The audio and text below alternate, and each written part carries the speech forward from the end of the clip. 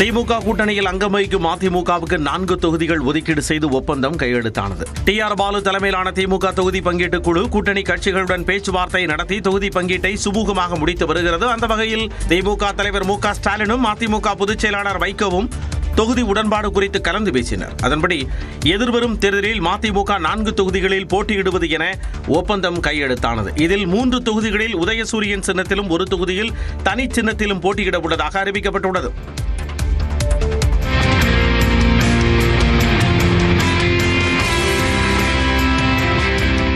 தொடர்ந்து செய்தியாளர்களை சந்தித்த வைகோ கடந்த தேர்தலை விட 2 தொகுதிகள் குறைக்கப்பட்டது குறித்த கேள்விகளுக்கு பதிலளித்தார். மகிழ்ச்சியோடு தெரிவிக்கிறதுல எல்லாம் அடங்கி போச்சு. ஒரு இடத்துல மட்டும் உள்ள கட்சியினுடைய பதிவை பாதுகாத்துக் கொள்வதற்காக கட்சி தனி சின்னத்தில் போட்டியிடும் 1 தொகுதி. திமுக கூட்டணியில் இதுவரை காங்கிரசுக்கு 28 தொகுதிகள், மதிமுகவுக்கு 4 தொகுதிகள், மாமக, IUML ஆகிய கட்சிகளுக்கு தலா 2 தொகுதிகள் ஒதுக்கீடு செய்யப்பட்டுள்ளன. 10 அணிகள் பங்கேற்றுள்ள 2026 IPL தொடர் வரும் மார்ச் 28ஆம் தேதி தொடங்கும் என அறிவிக்கப்பட்டுள்ள நிலையில் முதற்கட்டமாக 20 போட்டிகளுக்கான அட்டவணை வெளியிடப்பட்டுள்ளது. அதன்படி முதல் போட்டியில் பெங்களூருவில் நடைபெறும் ஆட்டத்தில் நடப்பு சாம்பியனான ராயல் சேலஞ்சர்ஸ் பெங்களூரு அணி சன்ரைசர்ஸ் ஹைதராபாத் அணியை எதிர்கொள்கிறது. அதனைத் தொடர்ந்து மார்ச் 29ஆம் தேதி மும்பை இந்தியன்ஸ் மற்றும் கொல்கத்தா நைட் ரைடர்ஸ் அணிகள் மோதுகின்றன. மார்ச் 30ஆம் தேதி கவுஹாத்தியில் சென்னை சூப்பர் கிங்ஸ் மற்றும் ராஜஸ்தான் ராயல்ஸ் அணிகள் மோதும் போட்டி நடைபெற உள்ளது. தொடர்ந்து ஏப்ரல் 3ஆம் தேதி சென்னையில் நடைபெறும் ஆட்டத்தில் பஞ்சாப் அணியையும், ஏப்ரல் 5ஆம் தேதி பெங்களூருவில் நடைபெறும் ஆட்டத்தில் RCB அணியையும், ஏப்ரல் 11ஆம் தேதி சென்னையில் டெல்லி அணியையும் CSK எதிர்கொள்ள உள்ளது. தமிழ்நாடு, கேரளா, மேற்கு வங்கம் உள்ளிட்ட 5 மாநில சட்டப்பேரவை தேர்தல் தேதிகள் அறிவிக்கப்பட்ட பிறகு மீதமுள்ள போட்டிகளுக்கான முழுமையான அட்டவணை வெளியிடப்படும் என அறிவிக்கப்பட்டுள்ளது. மே 31 வரை நடைபெறவுள்ள இந்த 19வது IPL தொடரில் 84 ஆட்டங்கள் இடம்பெற உள்ளன.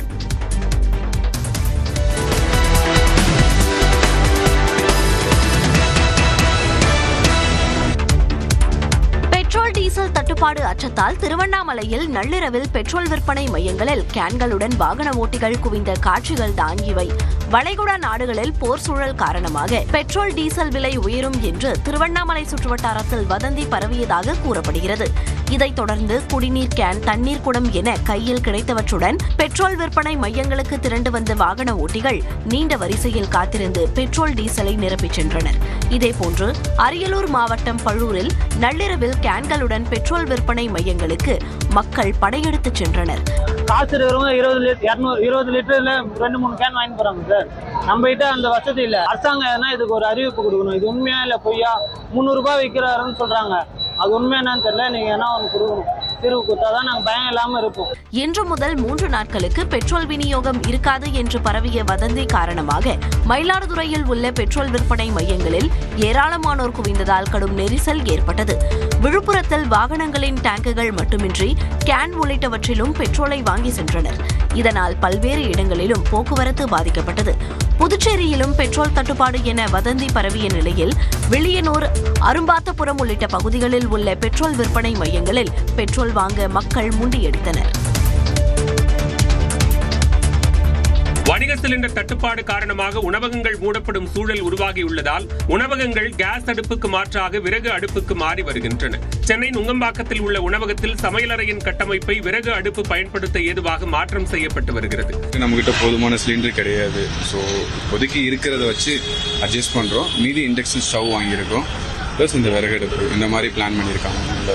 நாமக்கல்லில் உள்ள உணவகங்கள் விறகு அடுப்புக்கு மாறி வரும் சூழலில் விறகின் விலையும் அதிகமாக இருப்பதாக உரிமையாளர்கள் வேதனை தெரிவித்துள்ளனர். 120 ரூபாய்க்கு விற்கப்பட்ட ஒரு குண்டு விறகு தற்போது 180 ரூபாய் வரை விற்கப்படுவதாக கூறுகின்றனர். சிலிண்டர் கிடைக்க மாட்டேங்குது.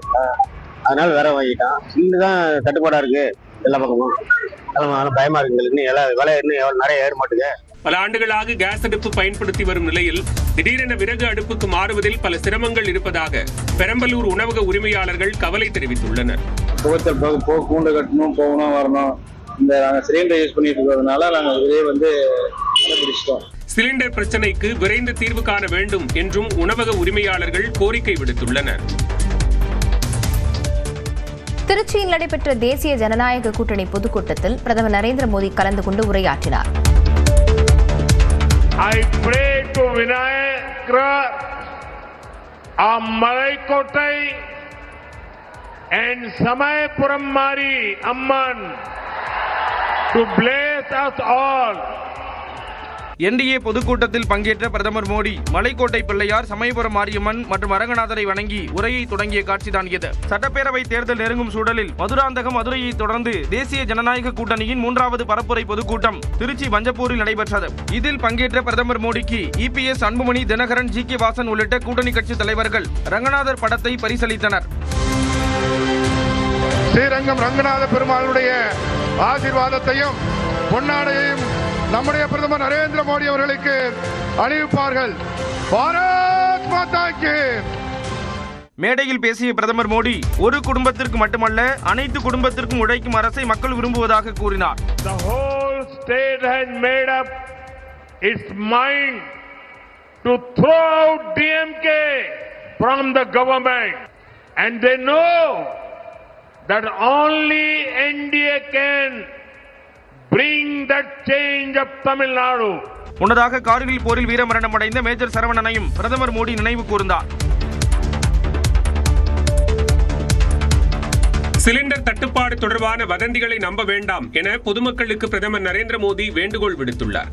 என்டிஏ பொதுக்கூட்ட மேடையில் உரையாற்றிய பிரதமர் கொரோனா காலத்தை போல நெருக்கடிகளில் இருந்து மீண்டு வருவோம் என்றார். It has affected the whole world's energy supply chain. There is no need to panic or pay attention to rumors.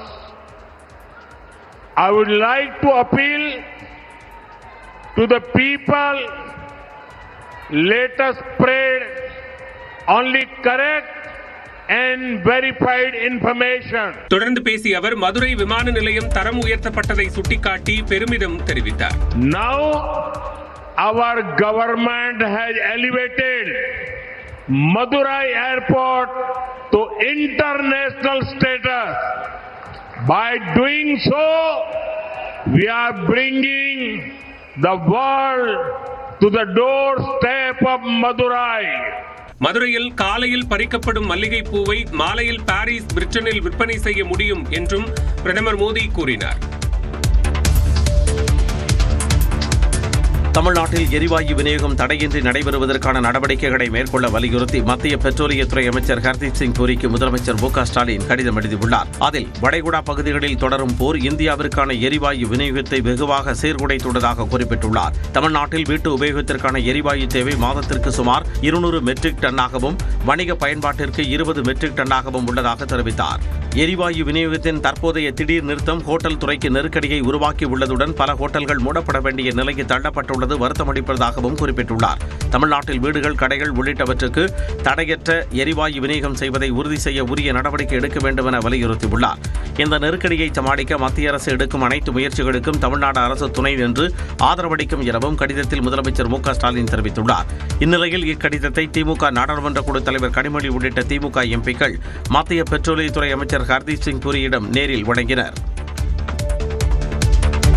வெளிநாடுகளிலிருந்து எரிபொருளை இறக்குமதி செய்ய மத்திய அரசு முடிவு செய்துள்ளது.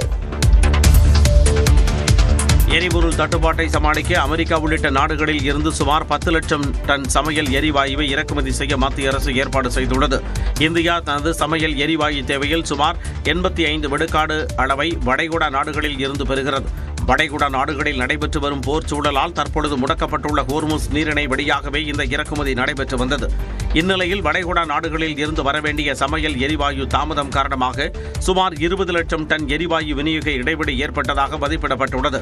இதனை ஈடுகட்டும் விதமாக சுமார் 10 லட்சம் டன் சமையல் எரிவாயுவை இறக்குமதி செய்ய இந்தியா முடிவு செய்துள்ளது. அமெரிக்கா உள்ளிட்ட சந்தைகளில் இருந்து 20 சரக்கு கப்பல்கள் மூலம் எரிவாயு இறக்குமதி செய்ய ஏற்பாடு செய்யப்பட்டுள்ளது. இந்த கப்பல்கள் இம்மாத இறுதியில் இந்திய துறைமுகங்களை வந்தடையும் என எதிர்பார்க்கப்படுகிறது. உள்நாட்டிலும் எரிவாயு உற்பத்தியை அதிகரிக்க மத்திய அரசு நடவடிக்கை எடுத்துள்ளது. இதன் மூலம் சமையல் எரிவாயு விநியோகம் சீராகும் என எதிர்பார்க்கப்படுகிறது.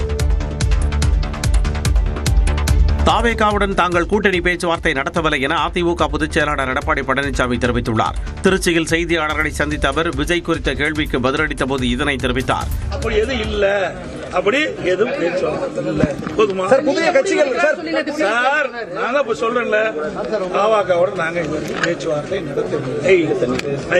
நடத்துவீங்களா சார்? சார் இது என்ன கற்பனையான கேள்வி? நடத்துவீங்களா போவீங்களான்னு. அதுதான் இல்லைட்டு நம்ம இன்னும் தவாக்கோட நாங்க கூட்டணி பேச்சுவார்த்தை இதுவரை பேசவில்லை சார். எங்க கூட்டணி பொறுத்தவரைக்கும் எதுவுமே விஜய் மீதான சிபிஐ விசாரணையை புற அழுத்தம் என கூறிவிட முடியாது எனவும் எடப்பாடி பழனிசாமி குறிப்பிட்டார். திமுக கூட்டணியில் அங்கம் வகிக்கும் அதிமுகவுக்கு 4 தொகுதிகள் ஒதுக்கீடு செய்து ஒப்பந்தம் கையெழுத்தானது. டிஆர் பாலு தலைமையிலான திமுக தொகுதி பங்கீட்டு குழு கூட்டணி கட்சிகளுடன் பேச்சுவார்த்தை நடத்தி தொகுதி பங்கீட்டை சுமூகமாக முடித்து வருகிறது. அந்த வகையில் திமுக தலைவர் மு க ஸ்டாலினும் அதிமுக பொதுச் செயலாளர் வைகோவும் தொகுதி உடன்பாடு குறித்து கலந்து பேசினர். அதன்படி எதிர்வரும் தேர்தலில் மதிமுக 4 தொகுதிகளில் போட்டியிடுவது என ஒப்பந்தம் கையெழுத்தானது. இதில் 3 தொகுதிகளில் உதயசூரியன் சின்னத்திலும் 1 தொகுதியில் தனி சின்னத்திலும் போட்டியிட உள்ளதாக அறிவிக்கப்பட்டுள்ளது.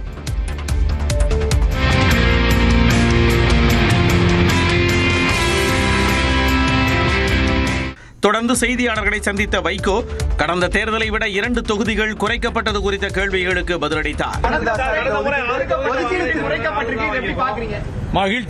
மகிழ்ச்சியோடு தெரிவிக்கிறதுல எல்லாம் அடங்கி போச்சு.